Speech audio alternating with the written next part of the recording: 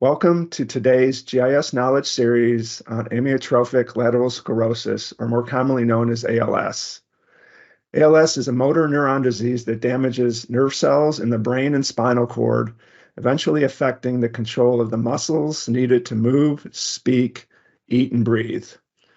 The disease gets worse over time and has no cure. Life expectancy for individuals with ALS can range on average from 2 to 5 years.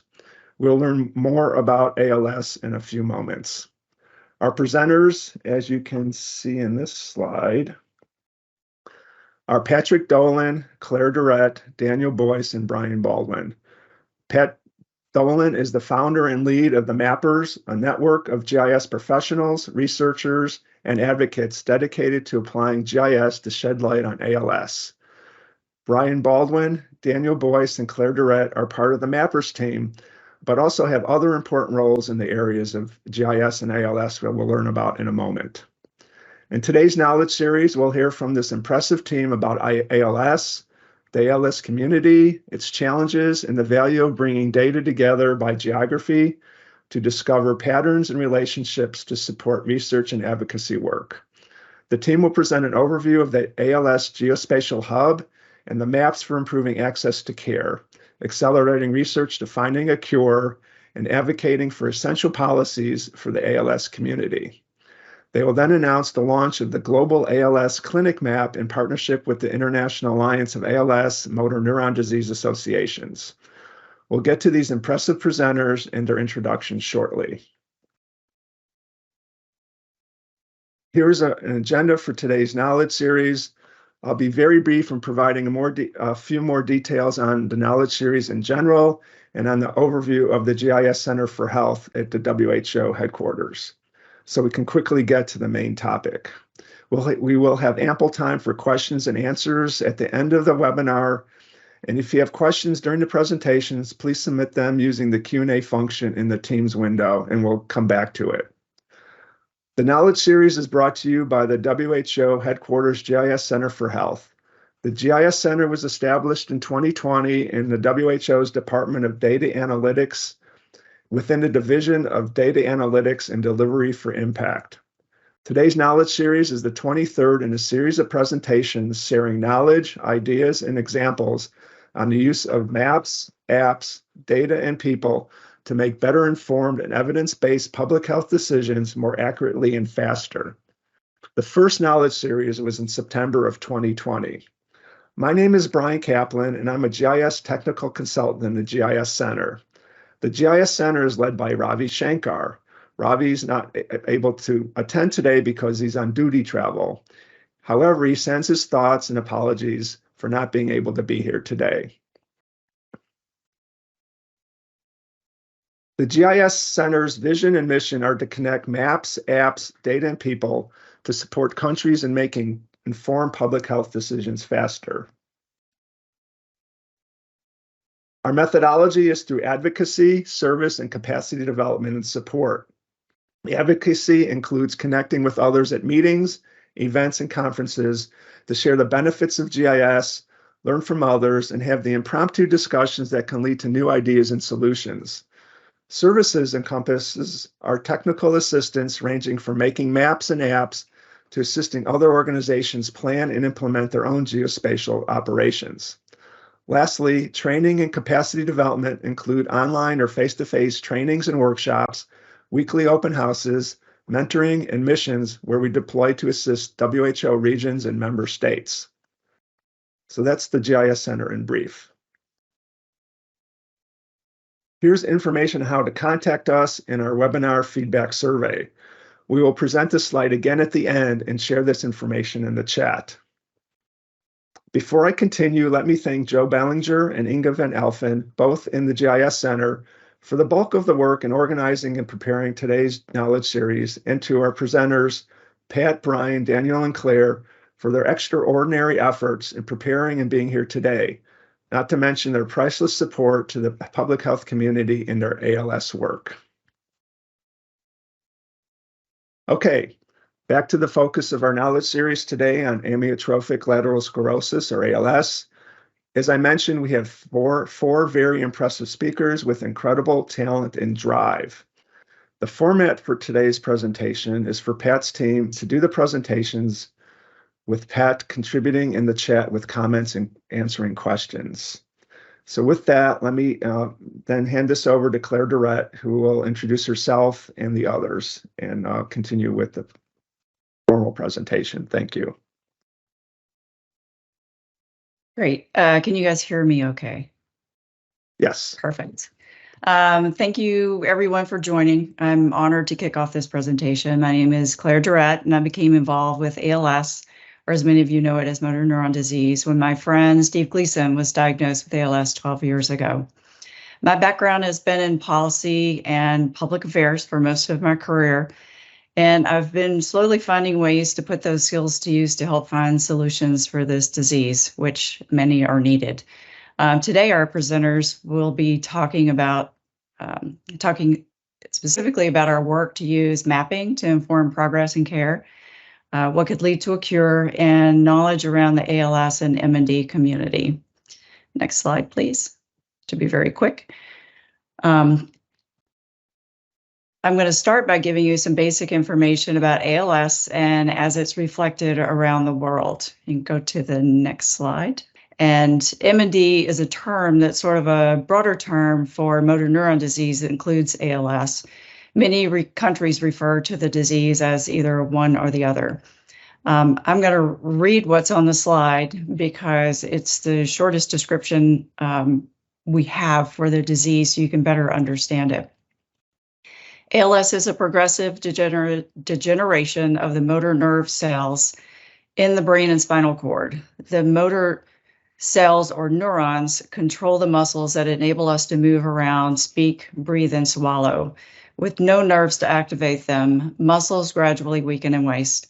Essentially, a disease severs the connection between nerves and a person's muscular self, affecting every aspect of movement with the exception of involuntary muscles like heart and the eyes.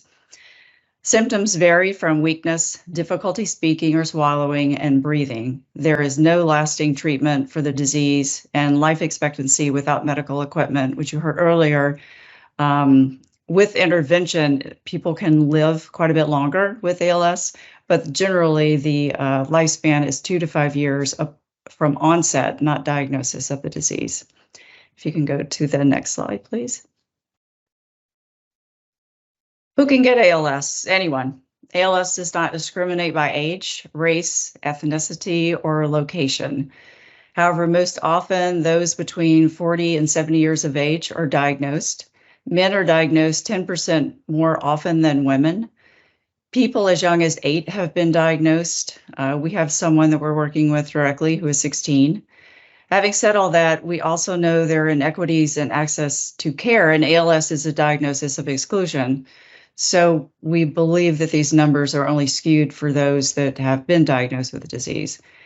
More people will likely be diagnosed with opportunities around care. And we know that as more information about the disease is spread, then more people are aware of it, particularly in neurology and pulmonology, where folks are more apt to diagnose ALS when before they may have diagnosed it as many other things before they got to the disease.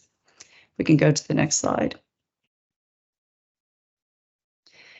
Here are some numbers. I know you guys really radiate towards numbers relating to the known prevalence of ALS around the world. Currently, we believe 140,000 people are diagnosed with ALS around the world, meaning about 400 people per day.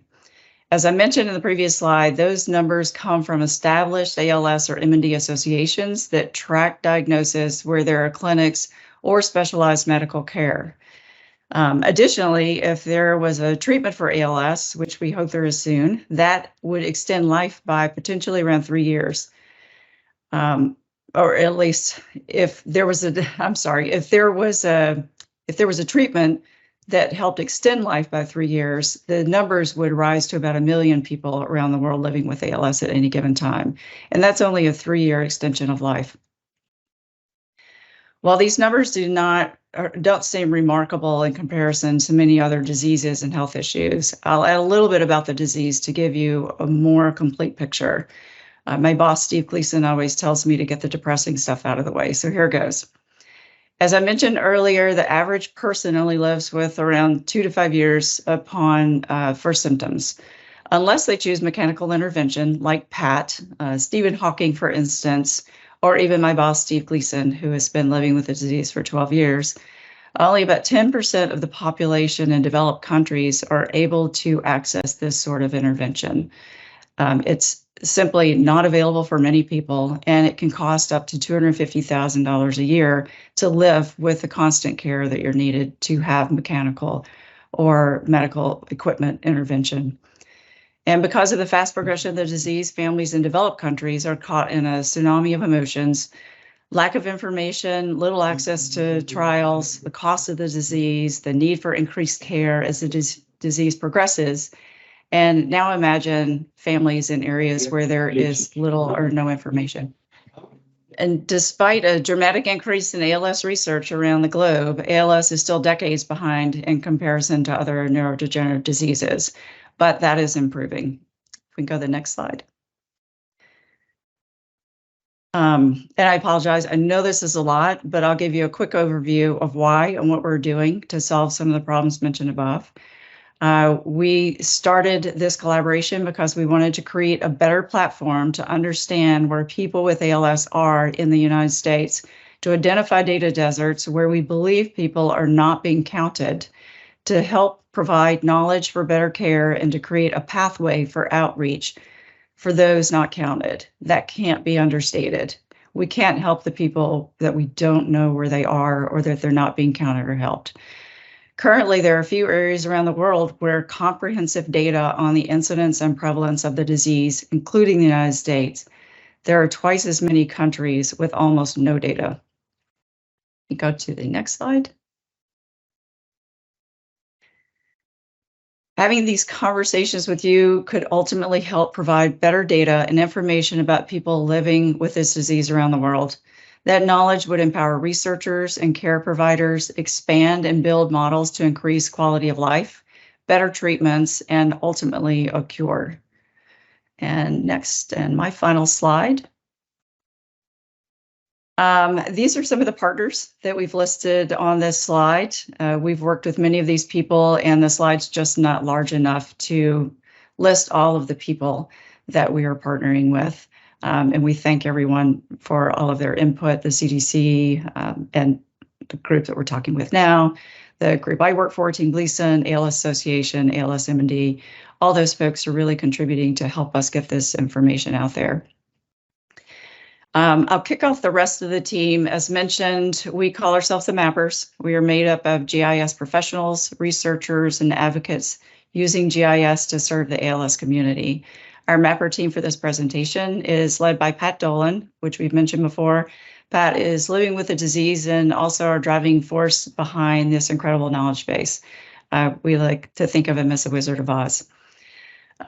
He's a lot cuter, though. I'll now turn this over to the rest of the team, Brian and Danielle, who will say a little bit about themselves and walk you through the rest of the work that we've done. Certainly. So thank you all so much for inviting us here. It is truly a privilege.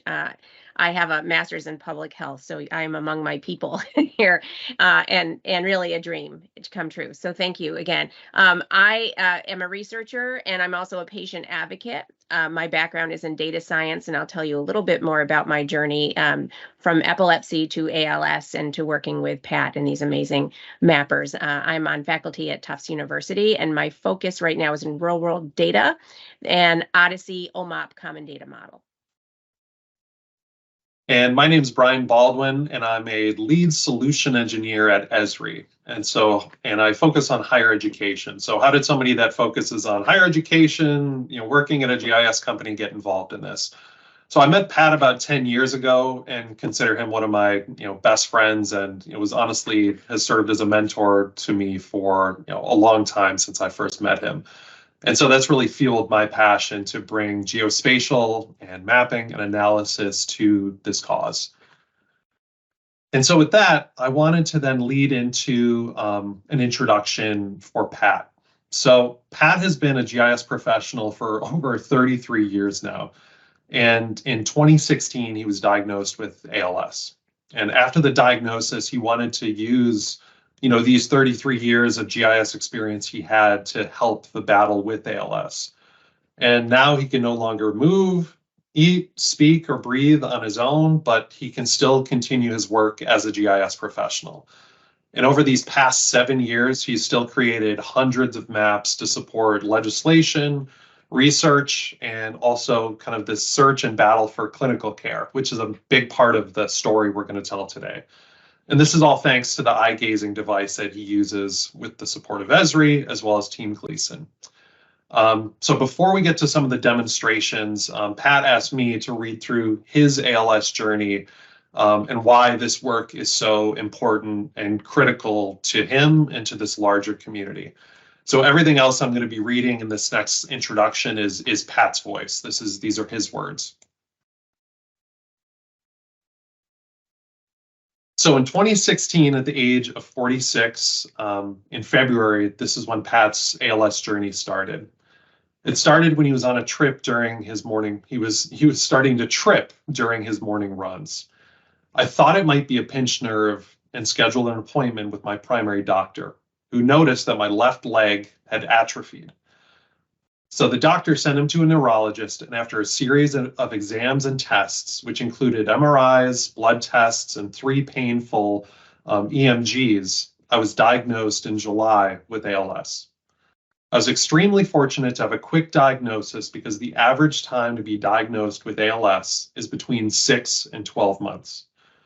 The reason for the lengthy diagnosis is there are no tests for ALS. You must go through a series of tests and exams to rule out other diseases until it is clear that it is ALS. Now imagine the challenges for individuals who don't have access to ALS specialists to get properly diagnosed.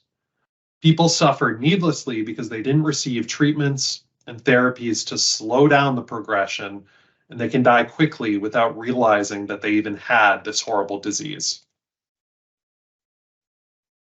This is why I'm passionate about mapping ALS clinics and neurologist offices. I want to provide the ability to find the nearest clinic and ALS specialist worldwide. This will help prevent needless suffering and improve the accuracy of ALS rates worldwide. In 2018, I could no longer walk. Fortunately, I had a power chair designed for ALS patients and was able to be independent, moving throughout the house and traveling outside of the home. This is why I'm passionate about mapping access to care, which enables ALS organizations to know where care is needed to provide the right equipment for the underserved ALS communities. In 2019, I lost the ability to swallow, which required a feeding tube. The reason why I was able to get a feeding tube before completely losing the ability to swallow and becoming malnourished was due to my clinic having a nutritionist who authorized the feeding tube. FYI, my nutritionist wasn't happy that I used my feeding tube for adult beverages. Side note, Pat loves and have loved independence and brewed beer. So this is probably one of his loves that sadly not able to enjoy anymore. This is why I'm passionate about mapping the ALS specialists at each clinic. This enables the ALS community to find specialists to help minimize the impact of ALS and receive necessary treatments before it becomes too late. By 2020, I was completely vent dependent on a ventilator. This required having reliable power to keep the equipment running to keep my lungs clear, healthy, and able to breathe. We live in Southern California, which is prone to several types of natural disasters, from earthquakes to wildfires and now flooding, which impacts the reliability of power. When the power goes out, I have 4 hours of battery power. We had to create our own backup system, which buys us a couple more days. This is why I'm passionate about mapping the regions with low power reliability and regions prone to natural disasters. This seems especially important given the impact of climate change, and I hope to help prioritize where resources are needed when events occur.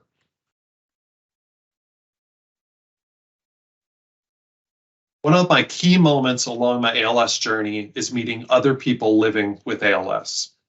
They inspire me to do what others think is impossible. One of those impossible dreams is to map every ALS person around the world to better understand the environmental factors that increase the risk of ALS. There are several toxins that have been linked to ALS, but we need a complete ALS census and their place history to fully understand the toxins that people were exposed to before being diagnosed. This includes their professions. We can accomplish this goal by partnering with ALS registries worldwide and providing applications to capture this information where registries don't exist. We have the experts and the technology. We just need the willingness worldwide to make this happen. This is why I'm passionate about working with the World Health Organization, to bring this initiative to life and to learn the best practices from you on how to accomplish this impossible goal. For example, we may even work toward a mandatory reporting of ALS, as happens in Massachusetts today. I hope to inspire you today to join my ALS journey, to serve our common goal to promote health, keep the world safe, and serve the vulnerable. Thank you for this opportunity and taking the time to learn about our work. I hope this is the first of many opportunities to collaborate. Enough talk. I will pass it back to Brian to show our work in action. Thank you, Pat. Side note, Pat has a number of videos up on YouTube and up on repositories of some of his presentations, and a remarkable public speaker and presenter, still putting presentations and stories together. And Pat's passion for putting together a gorgeous narrative and gorgeous story still fuels me kind of in my work today for the ways that I'm inspired to kind of do my work and present stories and raise kind of the passion for how GIS and geospatial can be used in work just like this. So now we're going to take you through some of the maps, tools, and resources that Pat and us as the mappers have been working on. In 2022, with the help of his former colleagues at Esri, Pat released the ALS Geospatial Hub. The goal of this is to use geography to be that unifier to bring data and information together, to improve care, accelerate research, and also to advocate for the ALS community. So I'm going to start by now going through and doing a tour of the hub so we can get an idea of what's taking place. So now you should have my browser up on your screen, and we're going to take a walk through the Geospatial Hub. We'll drop a link to the hub into the chat as well, so anyone can go and navigate this later, go through the maps, the stories, the applications, and join us in this battle as well. So Brian already mentioned this. We mentioned this, we'll reiterate this a few times, but the goal for this hub is to focus on care, research, and advocacy. So the maps, stories, tools, and applications are all focused on those primary areas. And the goal here is for collaboration, for open access to data. We want researchers, people across the world to use this data, contribute to it, and then build upon it. I'm going to jump to the Stories tab. One of the things that you can go explore on your own after we wrap the presentation and we share the link are some of these stories that can hopefully get you inspired and see some of the work that the mappers have already done in the realm of advocacy and research and just promoting how geospatial and this data can be used in this avenue. One of the stories I would definitely tell you to take a look at is, might look a little boring, this map of the US that's just colored in red. But behind the scenes of that simple map is a story of how kind of this technology and these tools can be used for advocacy work. of getting a major piece of legislation passed in the US, and I believe getting every member of the House of Representatives and the Senate to sign on to get this legislation passed. The next tab is the maps. And this focuses on a number of the different stories and work and research and data that's getting published. And again, not just tabular data and information, but the focus here is on geospatial. And I'm only going to open up one of these. The one I'm going to open up is this motor neuron disease deaths map. If I select this, again, anyone has access to come in here and open up and go through this data. These are not just static maps. These are all applications built out that have been data sets and information provided by a broad community of volunteers. And over on the left-hand side, let's look at the legend.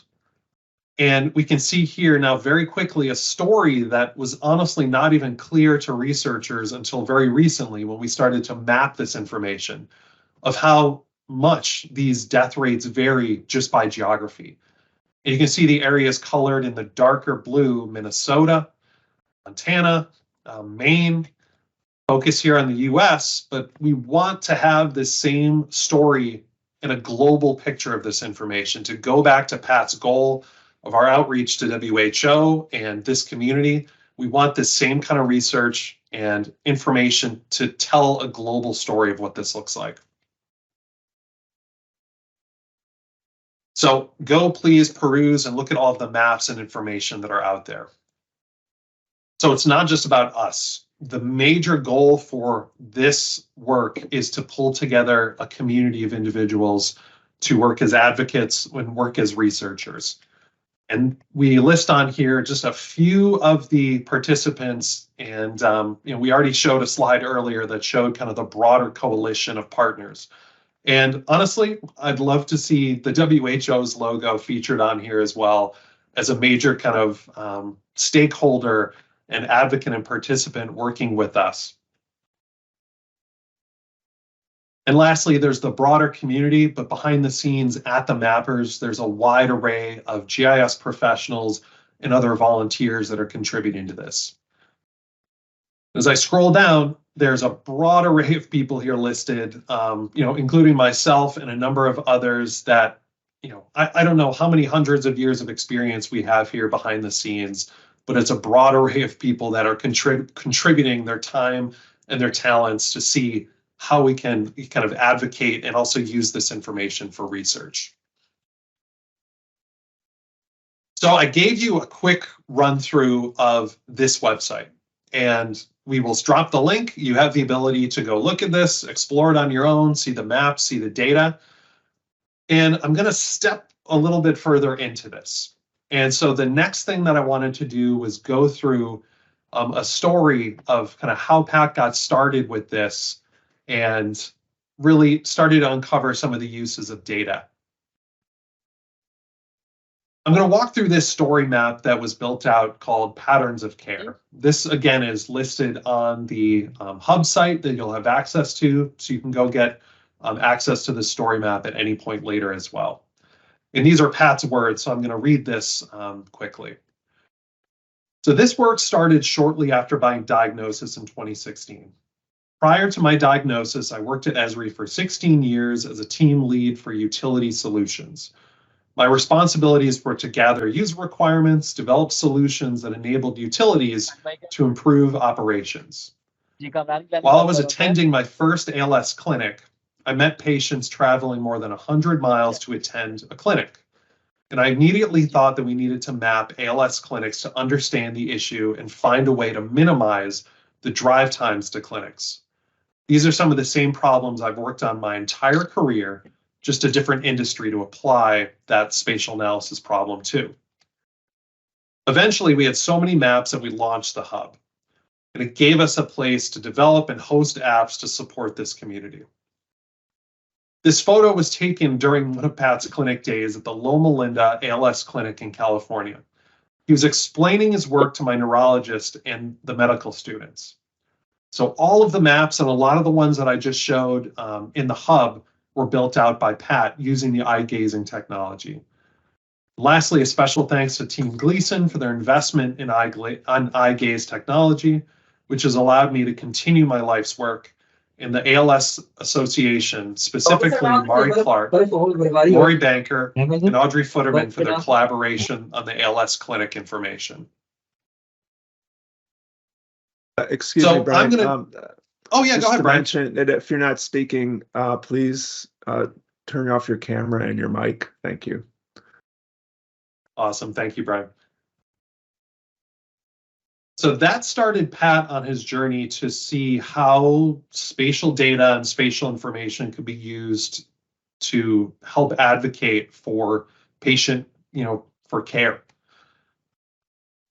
So we're going to start with some very basic just dots on a map. And the story will get much broader from there. And Danielle will take us a lot deeper into how GIS and spatial data science can be used in starting to answer kind of some of these questions on the research front. So this first map is just showing 230 clinics located across the US, which include ALS Association certified clinics and centers, MDA or Muscular Dystrophy Association certified care centers, VA clinics, which is the Veterans Association in the US, and patient-reported clinics.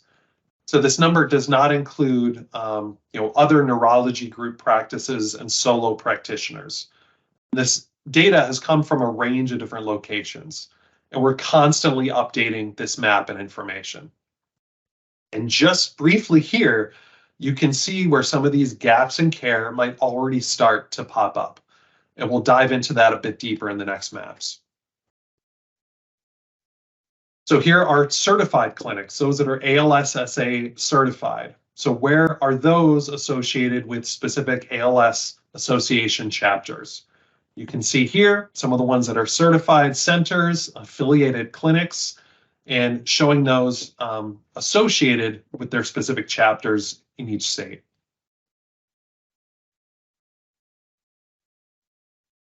In the US, there is a Veterans Association to serve a hospital system to serve vets that have served in the armed forces. And it just happens that military veterans have a 4 to 10 times higher risk of developing ALS than the general population. And here you can see some of the veteran kind of service areas and also the clinics that serve them.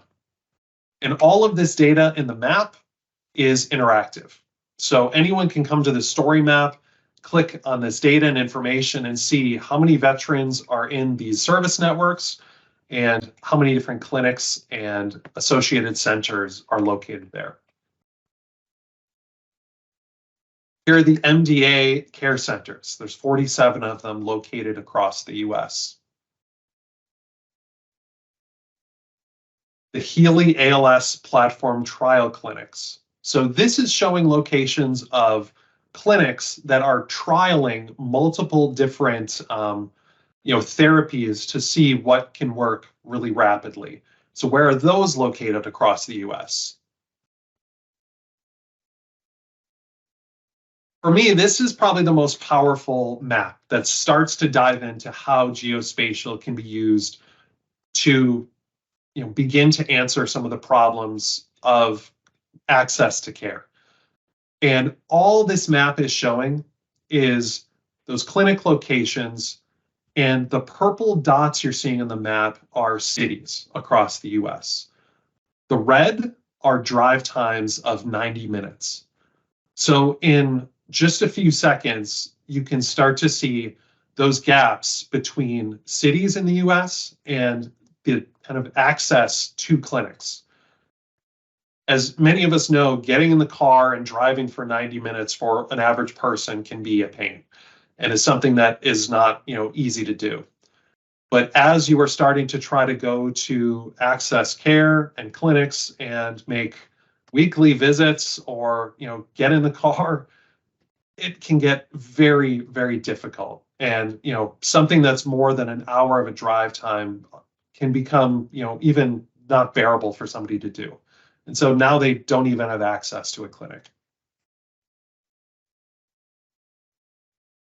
Where are the VA clinics and their access to care and those drive times? And now this becomes even more stark as we see those 90-minute drive times and those gaps in where there's the ability to actually access care across the US.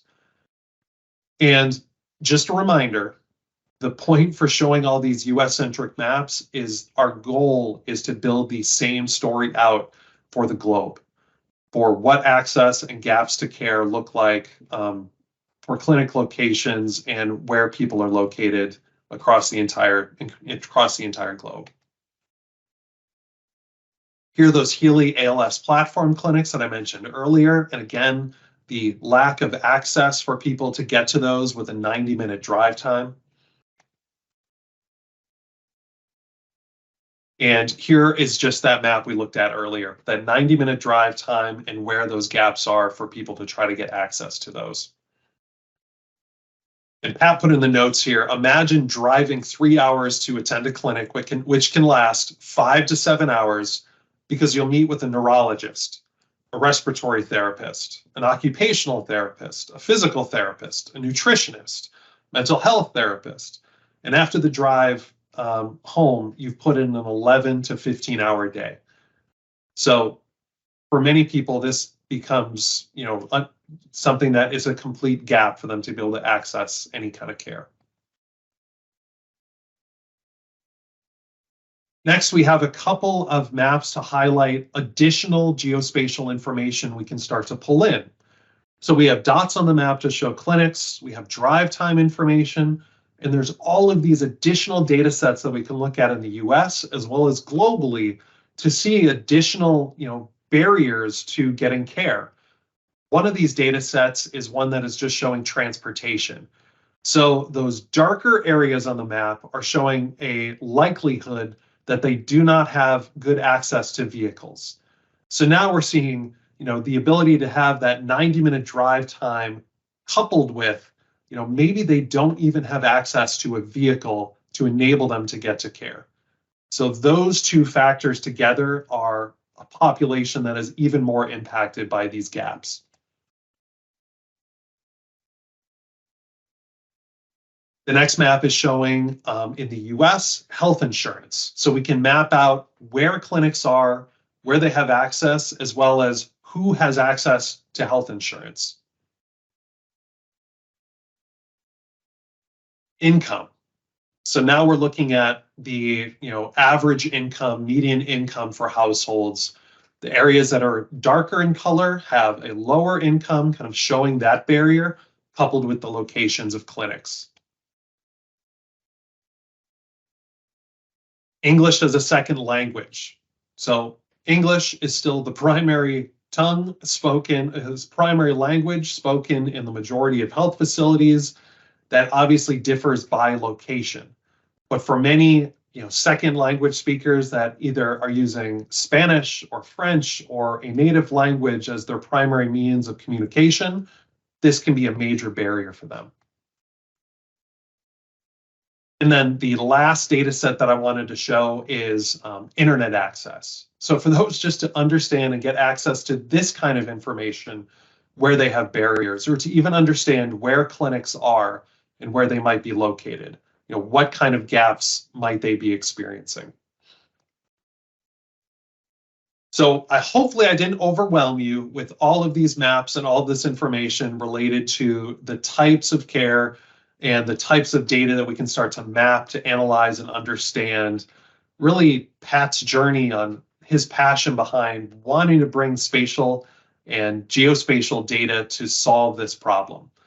And that was just kind of looking at the base information. The real goal for all of this on the research side is to take this information and then focus on this for how we can really start to use this in an actionable way. And the next thing I wanted to pivot to is show one example for research, one example for advocacy, and one example for raising our spirits.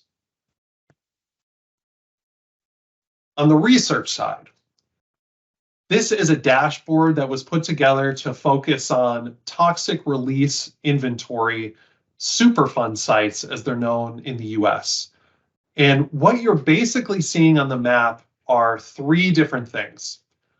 There are Department of Defense sites. The number you can see is that 512 listed on the far right. The total Superfund sites, these have been listed by the Environmental Protection Agency in the US as saying these were a highly polluted, toxic area.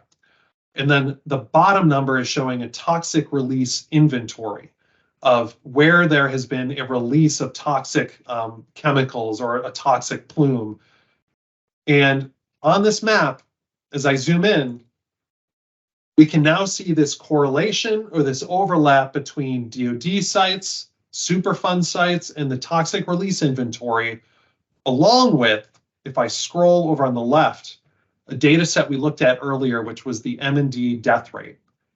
So I zoomed into one location in the US, and if I click, this is all dynamic information we can pull up. We could add additional layers and data to this, but this is just one step to start asking those questions and answering those questions related to what is that relationship between toxic, exposure in your environment and your location to the prevalence of ALS and this disease. So that was on the research front, and there's more examples of that you can go open on the website. The next one is for advocacy. So it's not just about using this data for research. We are also using this to press on getting this information to politicians to drive research funds and get monies for this kind of outreach and this work.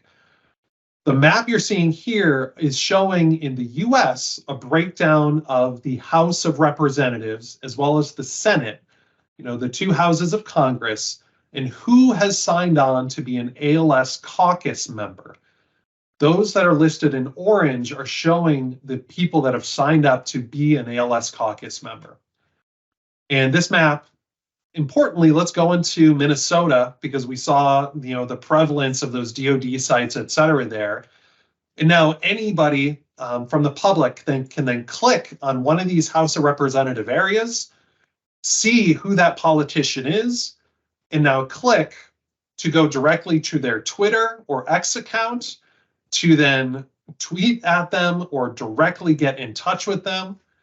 And also not just get in touch with them, but we're giving them specific numbers and figures here that they can use to bring back to those politicians. In this case, this district in Minnesota has a population of almost over 40,000 veterans, which is 8% of the total population, again, at a 2 to 10x risk of ALS.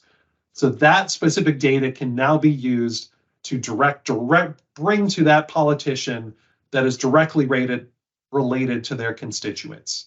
So that is some of the advocacy work that can be done.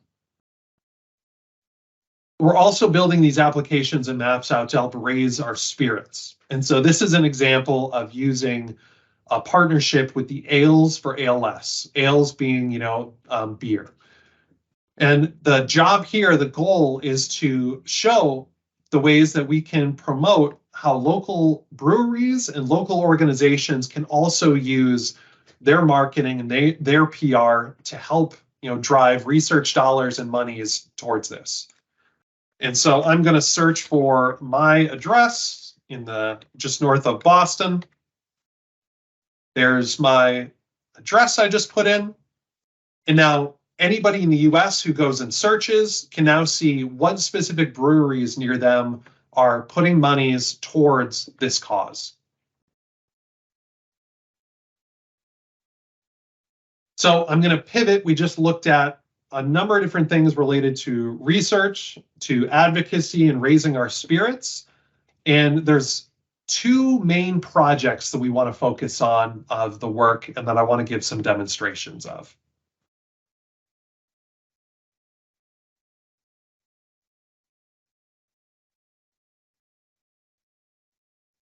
Apologies, wrong slide deck.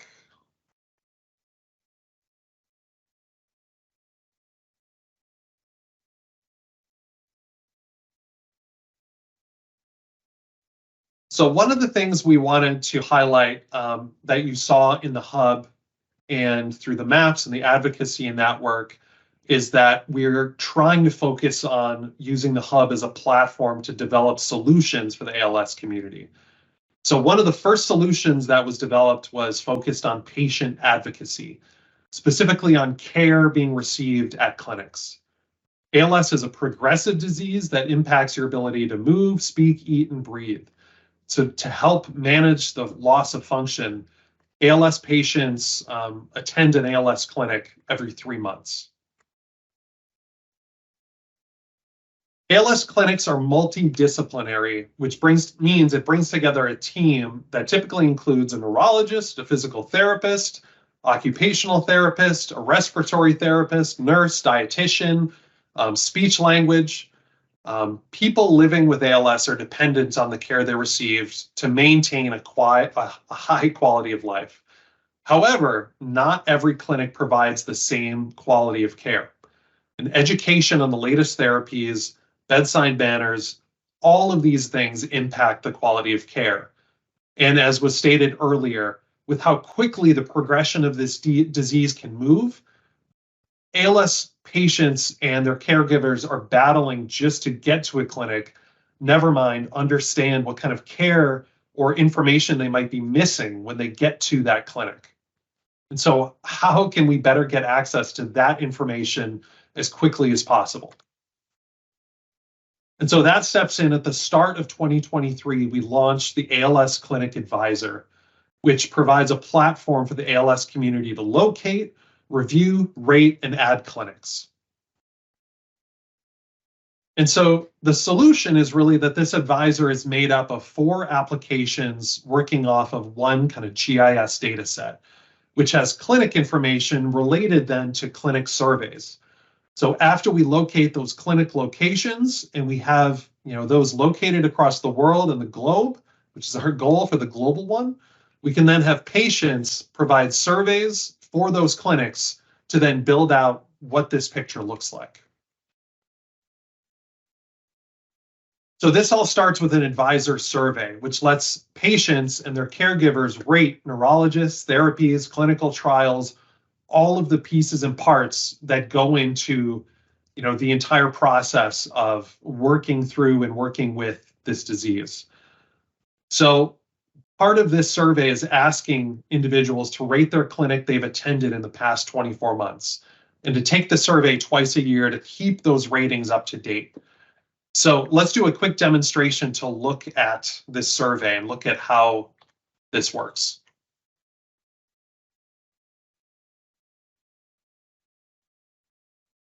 So up on the screen, you have the live survey. And this is the survey that we are directing caregivers and people living with ALS to go and fill out.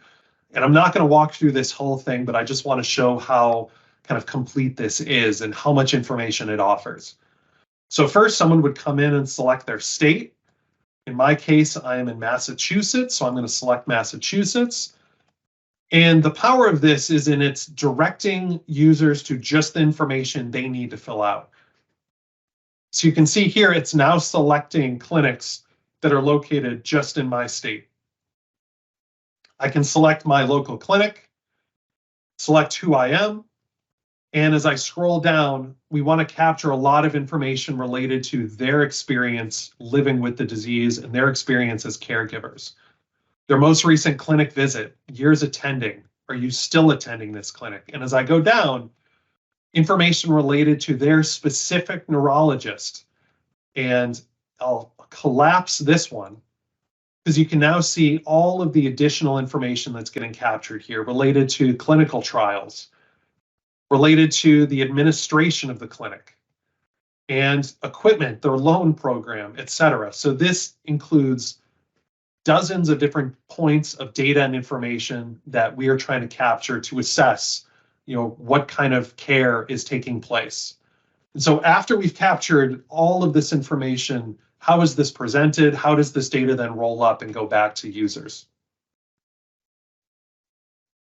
So this is a dashboard that as well is available through the hub site and through the mappers page that anyone can go and access to be able to start looking at and understanding what kind of care is available for them and what the quality of care is nearby. Typically, users would come in here and search for their center or search for something that they're looking at nearby. In this case, I'm going to search for Loma Linda, which is a center nearby Pat in Southern California. And I'm going to search, and I'm not a veteran, so there it looks like there is a Loma Linda University ALS clinic nearby. And I'm going to select that one. As soon as I select that, make that option, I now have all of the data summarized for, coming in from caregivers and people living with ALS that have filled out those surveys specific to that center. And if I want to see what individuals have said in ratings, specifically listing where they've said their overall rating was poor, I can see there's been one individual that gave that overall rating. They've been there for 2 years. And why did they give that rating? And they're saying this is related to this specific individual, anticipating future needs. They disagree with that. And let's look at some of the things that they think were excellent overall. So if I click excellent, you can see the specific neurologist that individuals used, information related to clinical trials, to the equipment loans. And down here, there are notes related to specifically items that these persons living with ALS have gone through, provided notes. This data was not available to anyone prior to this, or it was available on blogs and through Facebook chats and user communities and groups. And one of the issues is it would be just this cycle of finding information and then new individuals getting diagnosed and going through the same cycle over and over again, and not having a storehouse of data related to this.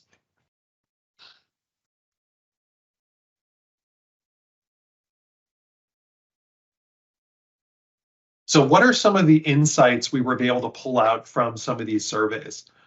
So as of date, there have been about 477 of these surveys filled out. And some of the insights this has given us is of those numbers, about more than 300 have been filled out by persons living with ALS, a number filled out by family caregivers. Looking at the travel distance to clinics.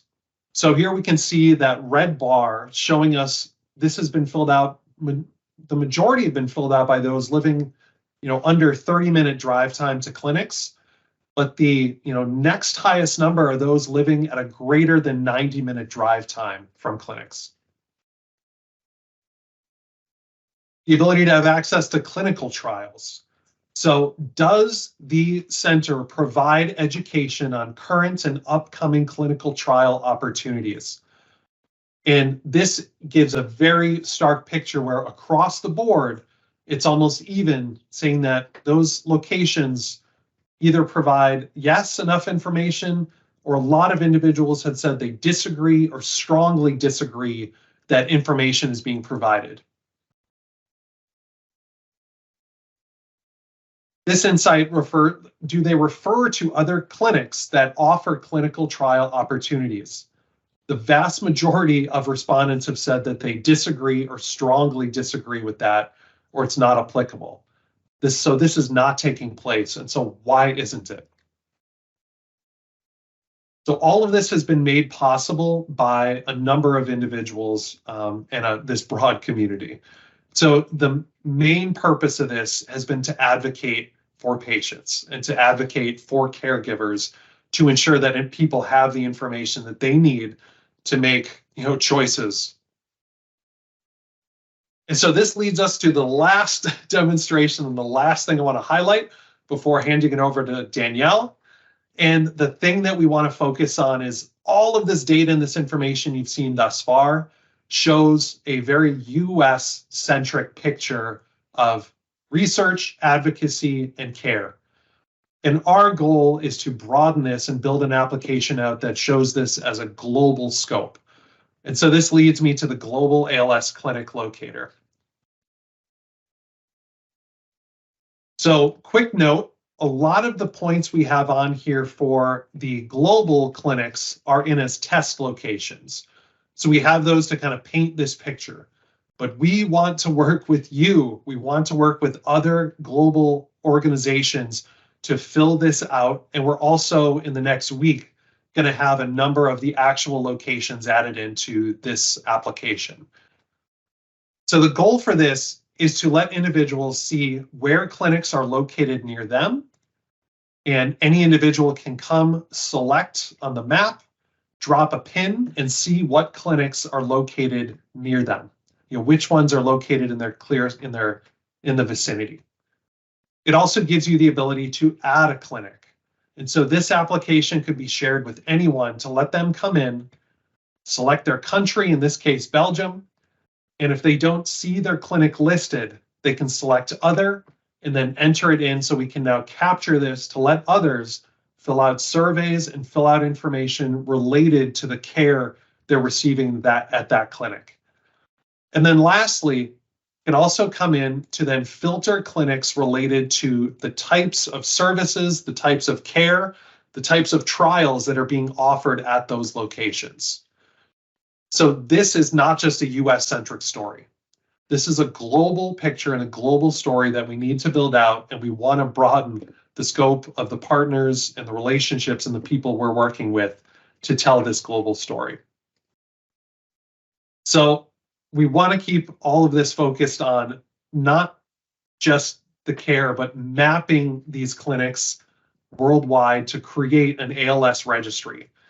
And we also want to make sure that we can get this global census of who is living with ALS so we can understand where these gaps in care are globally.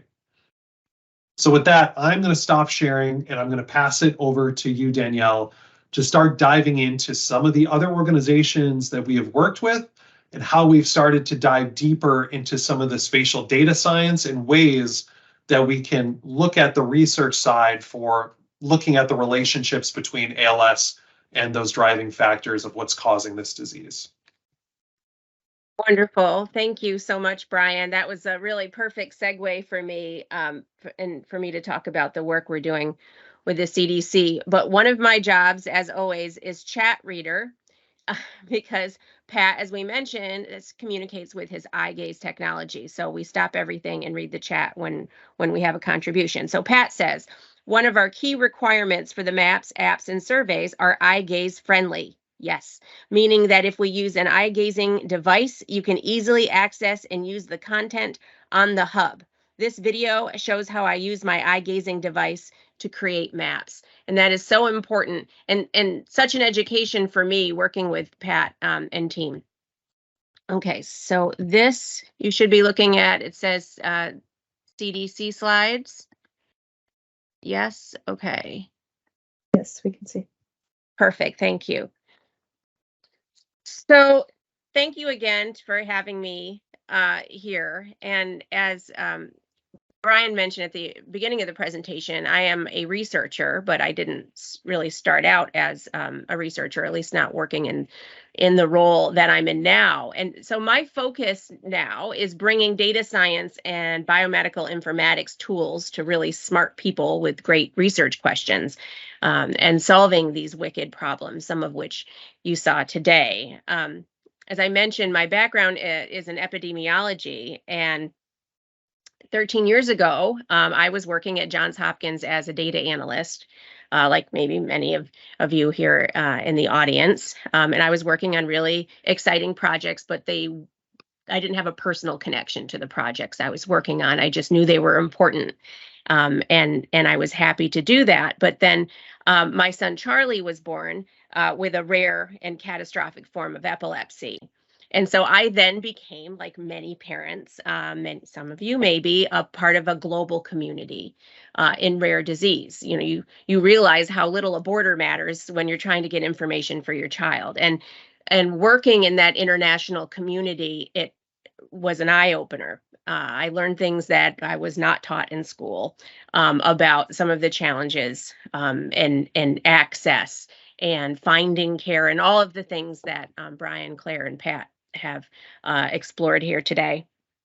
And so I became on a mission. I came on a mission to help to address these challenges both for epilepsy, but other conditions. And that helped me to focus my mission and my career in a way that I hadn't expected, but all these years later, I'm really glad it did. And, you know, when you have a child with rare disease, you become a geneticist, a nurse, a lobbyist, you know, all of these things. So I became a mapper too, because I needed that skill. So what shocked me coming into this international patient advocacy community, which includes ALS, as a data scientist, as someone working in epidemiology, is how much guesswork there is when it comes to understanding how to improve access to care, how to improve care in different communities. And there's just a staggering amount. So for example, with the CDC project that I'm going to present briefly today, I'm a scientific advisor to the CDC ALS National Registry. And as Brian mentioned, there is no mandatory reporting of ALS nationwide in the United States. Some states have mandatory reporting, but across the United States, you don't have to report that you have it. So we have this beautiful registry, but it's underutilized. And so I was asked to help to advise why might that be, because we have a number of partners, as you can see, that Claire presented, all kinds of groups interested, willing and able to help and get people registered. But who do we target? How do we do that? And what shocked me was all the maybes in this, especially as a parent. You don't want to hear maybe. Well, maybe it's internet access. Maybe they can't enroll because of they don't have, maybe the people who aren't enrolling don't have internet. Maybe they're older. And I bet you can think of examples of this, you know, and all this work we do with diversity, equity, and inclusion, not putting data around it is a big problem.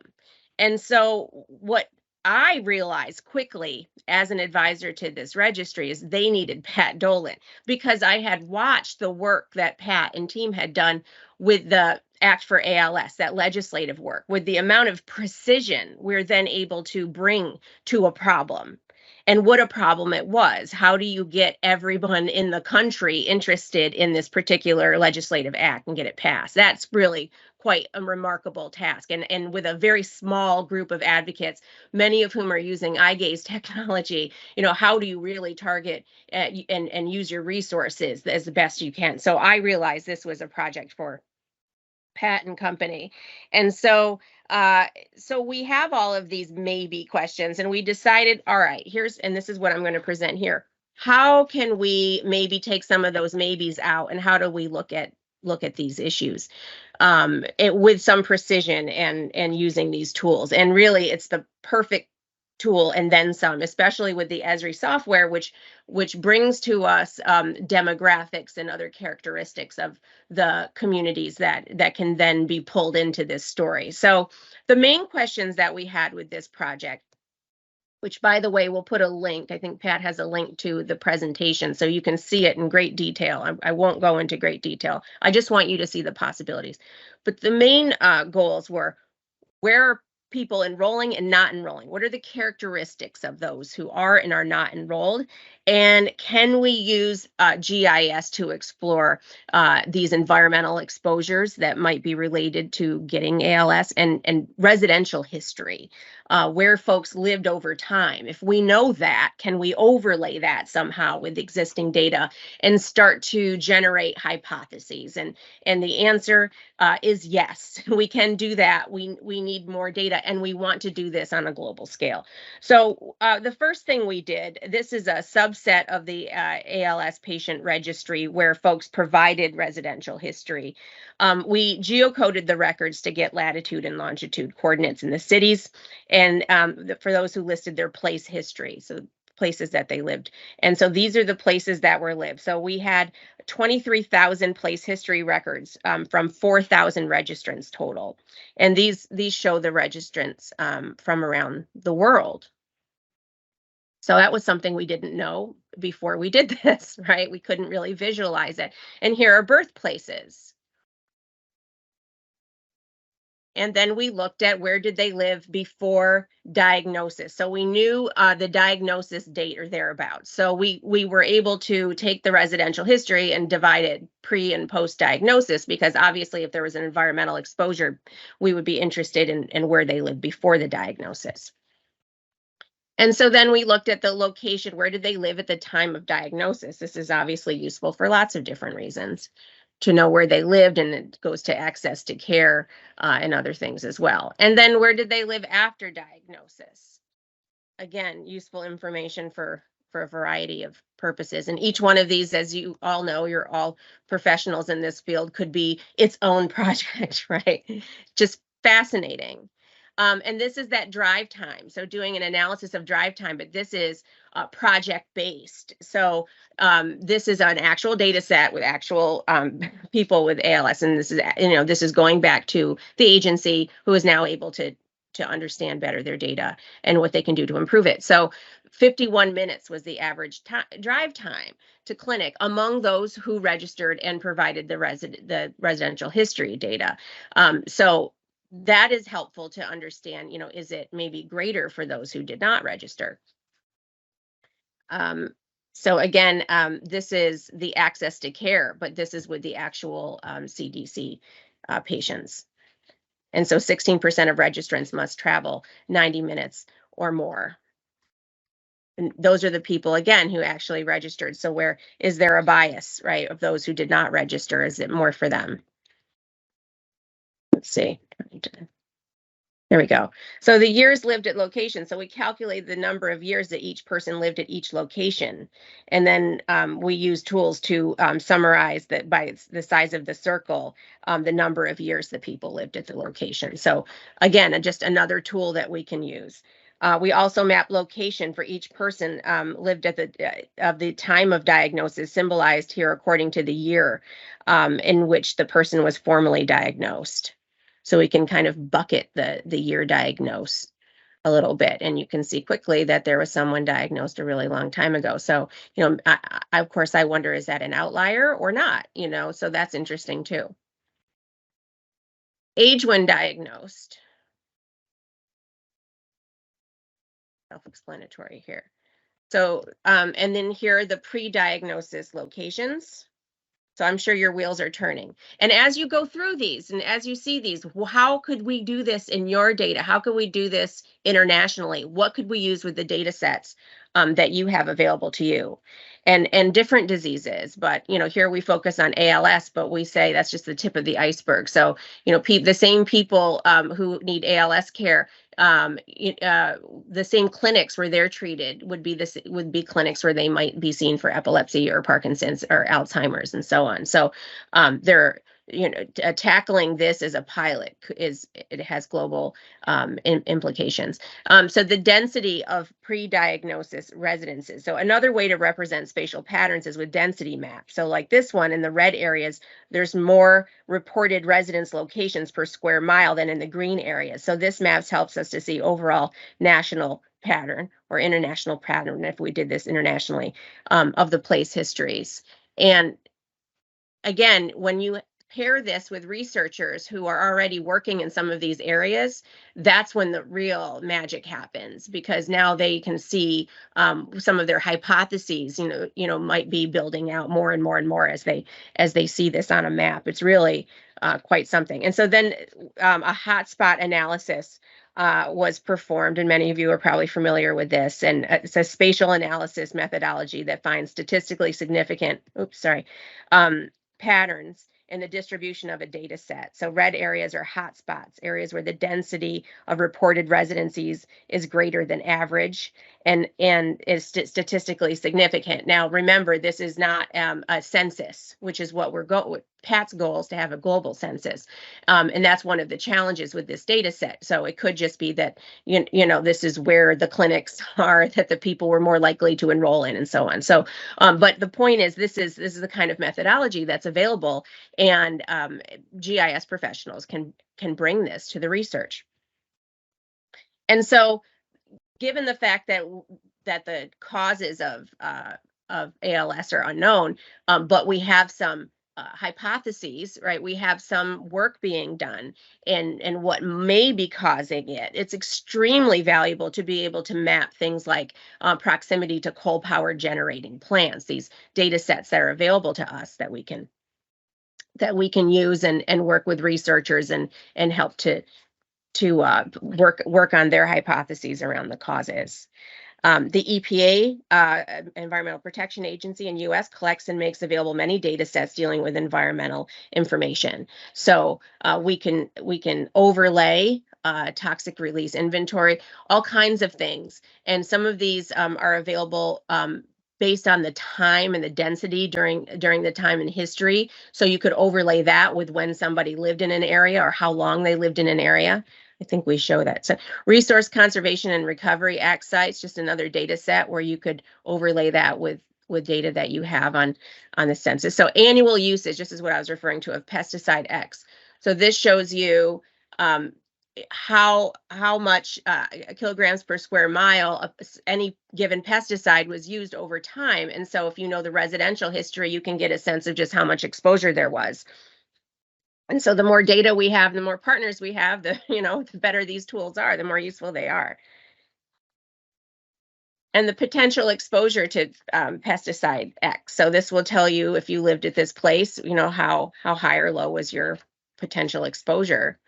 And again, to kind of understand some of these potential clusters, and what Brian showed just popped out on the map with the MND deaths in certain states. This is a very useful and quick and inexpensive way of investigating this work. And so, as I said, we have a lot of work to do in understanding who is registering, who is not, who is getting care, who is not. So we looked at the Black population, and this map shows the percent of the population in each area.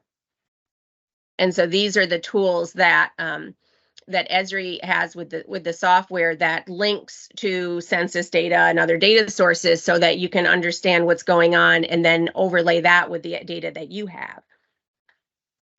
So these charts compare the percentage Black population in the areas that have registrants to the areas that don't have registrants. So this is that maybe piece, right? Like why isn't the registry more diverse? Well, maybe it's because people aren't registering in areas where there's a larger Black population. So maybe we need to do more outreach. Well, this takes that maybe out. So that takes that guesswork out. So these compare the percentage of Black population in the areas that have registrants to those that don't have registrants.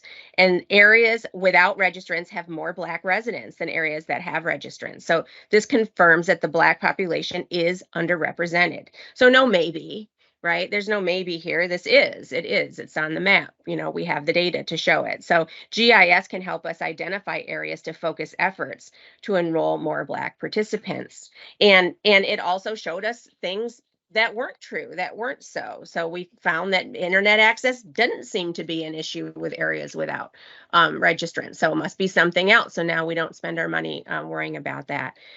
So finally, I would like for you to be in my shoes where I was when I came into the ALS community, coming from my own lived experience, coming from my own professional background and interests, and seeing the need and jumping in, and seeing how this could apply to things that I cared about in my personal life as well, and to oncology, and to diabetes, and to COPD, and to all the problems in our world that we are also passionate about.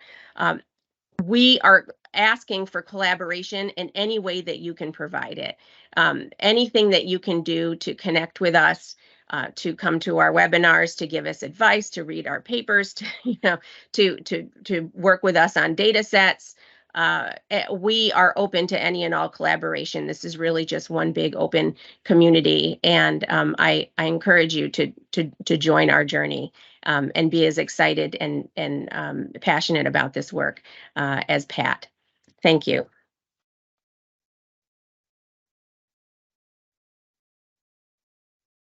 Well, thank you, Danielle. Thank you, Brian, Claire, and Pat. From the bottom of my heart, this is a amount of work that you've done. The quality of the work and the applications are just unbelievable. I've been practicing GIS for not as long as Pat, 25 years maybe, and I hope I've had produced some of the iota of the work that Pat has produced. So with that, we have a few minutes left for questions. I'm gonna shoot a poll out that I should have done earlier. It just asks a couple questions about have you heard about motor neuron disease or ALS before this webinar? And if you have, if your work at WHO or elsewhere involves ALS, we'll be sending out, please post your questions in the Q&A. A couple other things for follow-up. We will send a follow-up email to provide you the links to the video and some of the resources that have been posted, and with a survey to get your input about this particular Knowledge Series event and other Knowledge Series events that you would like to see in the future. I don't see any questions. Is anyone else seeing any questions that I'm missing anywhere? Just to start off, maybe a question. So, the U.S. is rich in data from both sociodemographic data and from the environmental data. And I think perhaps the first effort is in what you guys have been saying, we need to identify and map the clinics, of course. Perhaps once we get that underway and knowing where also, I don't know if would part of this also be identifying where the patients or people with ALS would be residing? Is that something that you're collecting, and how granular is that data because of sensitivity for personal information? It's really limited. There are only, and you guys may be able to speak to this a little bit more from your work with ALS and MND Association, Pat and Brian, Danielle, but very few countries collect data. The UK does a pretty good job of it. Australia, I think, is doing a little bit better job. Japan is great. There are just very few countries that are collecting at a location level people that are living with ALS because of the difficulty in diagnosing the disease and how long people are living with it. It's really hard to develop that sort of registry. The US is doing give it a C on the rating scale on counting people. But the CDC also has restraints on how they can collect the data.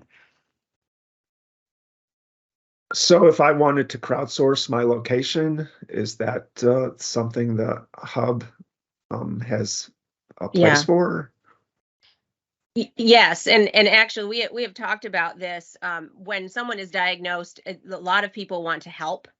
And we want to put them to work, and they don't always know what to do. So a really great thing is to help with gathering residential history. For example, somebody's been your friend for 30 years. An easy task for them would be to help to gather your addresses over the last, however long since childhood, and help us to gather all that information in a crowdsourced kind of way, because we have the techniques and the tools to be able to help to uncover some of these environmental etiologies based on the length of time they lived at a certain place. But without the data, without a comprehensive census, it's only as good as what the data that we have, and often that's biased toward those who are already in a clinical setting that is providing good care. So we're missing a lot of people. Yes, yeah, the subject of completeness I could see is a big challenge, and for low and middle income countries, that's going to be a challenge too, and especially some of these perhaps confounding factors that could contribute to ALS, like pesticide use and hazardous waste and things like that. Perhaps, with the OpenStreet data set, perhaps folks that may have family or relatives that have ALS could perhaps contribute to the OpenStreet community and place that data for discovery. There are also a lot of kind of one-off standalone studies that have been conducted around the world. And I see this a lot in patient advocacy organization as well. I call it, a box of data, like in a shoebox under your bed, where just the other day, somebody brought me 30 years of data from their rare disease community that they've been gathering. And so there's governance, issues in terms of transferring the data with, private information. But the point is there's a number of initiatives, but we just don't know about them. So we can't knit them together if we don't have them. Mm-hmm. Okay. From our poll, there were a couple of people indicated that their work in WHO involves motor neuron disease or ALS. If you are still on and you would like to share and feel comfortable sharing your experiences, that would be great right now. Otherwise, maybe we can follow up with you all later.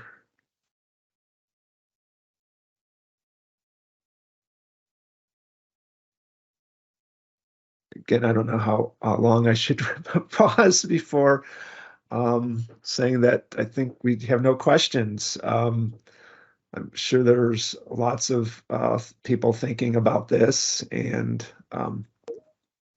may have questions coming up. So please follow up with us if with your questions, and we can follow up with the team if we can't answer them. A question from Pat in the chat, excuse me, is how can we Yes. best support the WHO mission? That might be something that you can take back and think about and, you know, and bring us that, your answer to that. And we are very friendly, so please reach out if you're, and we have a very good time. So you're missing out if you're not a part of the mappers. So I do hope you reach out to us. Yeah, Yeah, I fully expect Pat to put out a casting call for everybody at the WHO after this presentation. Yeah, so that's a great question. I will need to huddle with Ravi and the team. I've been with, I was formerly with CDC, and this year I joined WHO. So I'm not at all familiar with what motor neuron disease or ALS programs there are in WHO. We'll certainly try to follow up because we need to connect with those people. But we certainly, I think, hosted links to the ALS hub on the GIS Center's websites for access and discovery. And so we hope to promote it more there. And then I know too, Brian, Pat is working on right now a story map kind of presenting some of this information and kind of, I think, some of the key points and almost an executive presentation of a bit of what we went through today that I know he's going to provide, I think, at the end of next week. Okay, certainly we look forward to seeing that and sharing that also. So it was great to hear from you all. We feel very welcome and warm to your community, and the challenges that Pat and others have are huge. And we just hope the science, technologies, and the will can help overcome and find solutions to this horrible disease. So with that, I think we can close it, and thank you very much. And again, for all the participants, please look out for us email for follow-up and additional input if you have it after today. So thank you all very Thank you much. Thank you so much, everyone.